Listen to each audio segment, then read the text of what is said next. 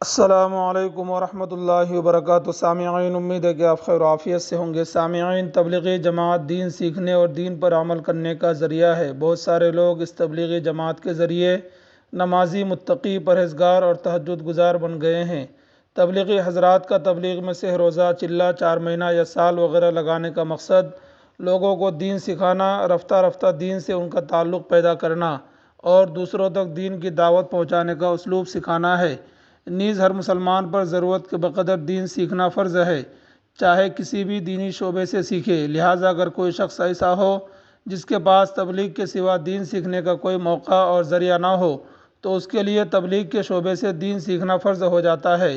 سامعین، ان سب کے باوجود کیا ایک عالم کے لیے جو مدرسے کی زندگی میں 9-10 سال لگا کر عالم بنتا ہو، اب اس کے لیے فراغت کے بعد تبلیغی جماعت میں 1 سال لگانا ضروری ہے، جیسا کہ تبلیغی بھائیوں کا رجحان ہے؟ اس سلسلے میں کیا فرماتے ہیں مفتیان کرام؟ چنانچہ کسی نے دارالعلوم دیوبند سے سوال پوچھا ہے، سوال عالم کا جماعت میں سال لگانا کیسا ہے؟ تو دارالعلوم دیوبند کا جواب آتا ہے، جواب بسم اللہ الرحمن الرحیم۔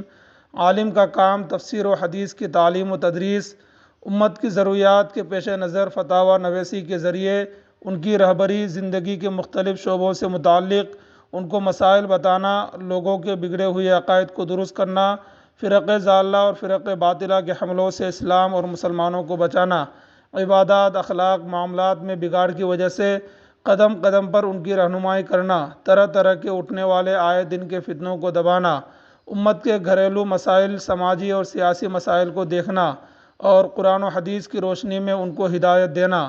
اس طرح کے بہت سے امور ہیں جو جماعت میں جانے اور سال لگانے سے کہیں زیادہ اہم ہے۔